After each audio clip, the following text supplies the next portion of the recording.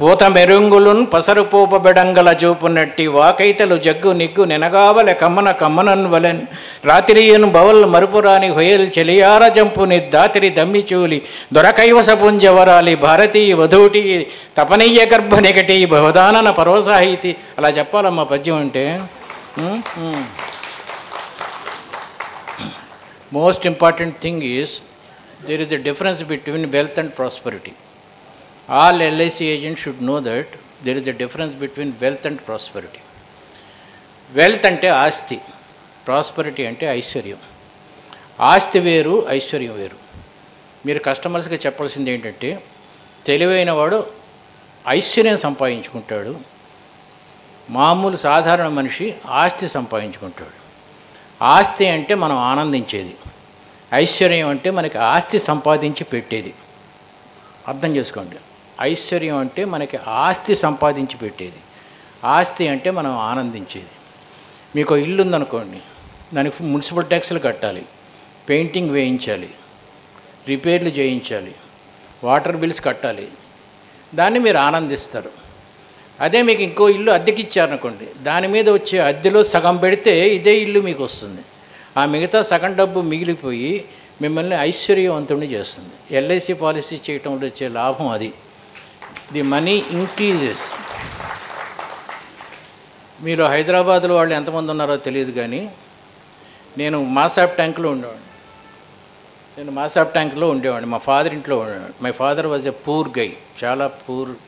ఆ రోజుల్లో మేము పూర్. ఎంత పూర్ అంటే, నేను ఇప్పటికి మంగళ షాప్కి వెళ్ళి దాదాపు 60 సంవత్సరాల్లో ఒక 10 సార్లు ఇళ్ళు ఉంటా. ఇప్పుడు కూడా నాకు క్షవరం నేనే చేసుకుంటా, అంత పూర్ అనమాట. సో కొత్తగా పెళ్ళయింది నాకు.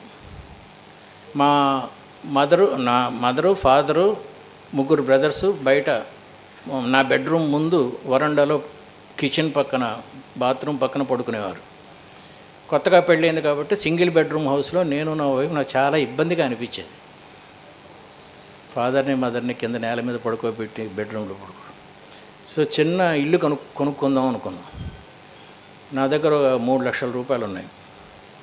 బంజారా హిల్స్లో అప్పుడు చాలా చీప్, ఏం ఉండేవి కాదు అసలు. బంజారా హిల్స్ అంటే అవుట్స్కట్స్. అక్కడ 3 లక్షలకి ల్యాండ్ ఉందని చెప్పి మా చార్టర్డ్ అకౌంటెంట్ ఫ్రెండ్ ఒకటి చెప్తే, అది కొనుక్కోవటానికి స్కూటర్. ఆస్తికి ఐశ్వర్యానికి తేడా చెప్తున్నాను, చాలా జాగ్రత్తగా వినండి. అలా వెళ్తూ ఉంటే రోడ్ నెంబర్ 1 నుంచి 2కి తిరిగే సందుని నాగార్జున హిల్స్ అంటారు. తెలుసా మీకు? విన్నారా పేరు? నాగార్జున హిల్స్. అక్కడ శ్మశానం ఉంది, ఇప్పుడు కూడా ఉంది శ్మశానం. ఆ శ్మశానం ఎదురుగా అక్కడ కమర్షియల్ ఫ్లాట్స్ కడుతూ ఉంటే ఆపాను. ఎవరిది ఇది అంటే, డాక్టర్ సమరం తాలూకు మేనలుడు అని చెప్పి ఒక ఆయన చెప్పి, వెళ్ళి ఎంతరా అన్న అంటే 8 lakhs సార్, గ్రౌండ్ ఫ్లోర్ లేదు, ఫస్ట్ ఫ్లోర్ ఇస్తాను, 8 lakhs. నా దగ్గర 3 lakhs ఉంది, ముందు అడ్వాన్స్ తీసుకో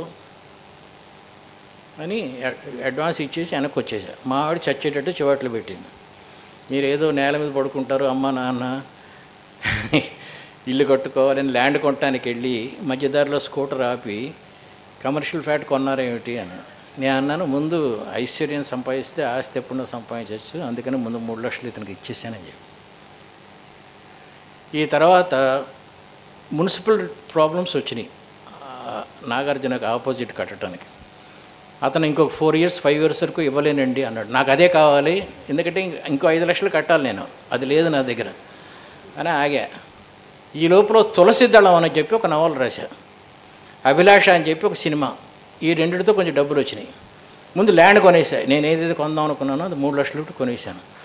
కొనేసిన తర్వాత ఇంకో నెమ్మదిగా ఛాలెంజ్ రిలీజ్ అయింది, రాక్షసుడు రిలీజ్ అయింది. 5 లక్షలు పోగయ్యేసరికి ఆ ఫ్లాట్ కొనేసాను. ల్యాండ్ వచ్చింది, ఫ్లాట్ వచ్చింది.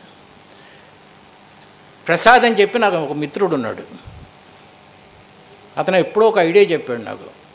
ఇడ్లీ కన్నా చట్నీలు ఇష్టపడతారు, ఏ హోటల్లో అయినా సరే ఇడ్లీలు ఒకలాగే ఉంటాయి, కానీ రకరకాల చట్నీలు చేస్తే బాగుంటుంది బిజినెస్ అని అనిపిస్తుంది, అందుకని చెప్పి నేను చట్నీస్ అని చెప్పి ఒక హోటల్ పెడదాం అనుకుంటున్నాను అని చెప్పాడు. అదే ఇప్పుడున్న చట్నీస్. అర్థమైంది కదా? ఒక ఇడ్లీతో పాటు 4 రకాల చట్నీస్ ఇవ్వడం అతని ఫిలాసఫీ.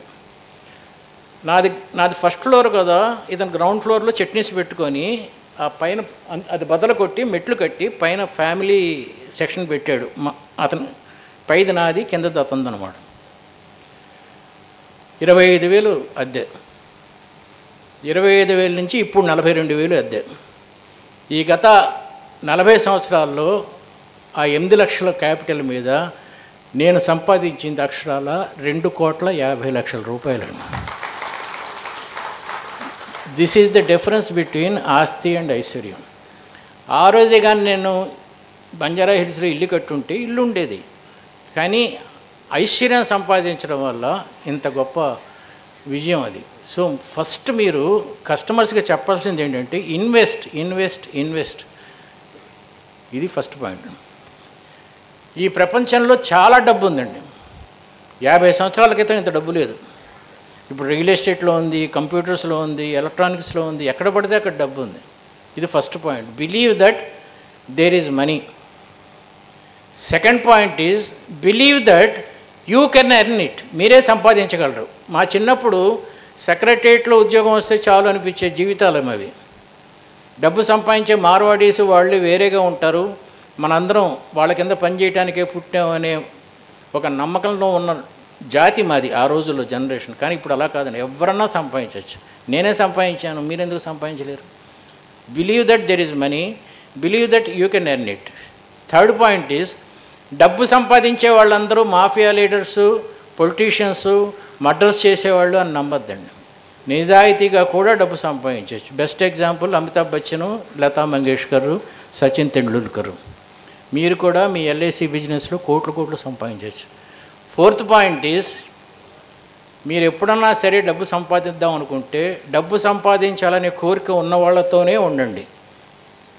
తాగుబోతులతో ఉంటారు, పేకాడే వాళ్ళతో ఉంటారు, బేవర్సగాళ్ళతో ఉంటారు. మీరు ఎవరితో ఉన్నారో డిసైడ్ చేసుకోండి. Be in a good company with a zeal to earn money in a ethical way.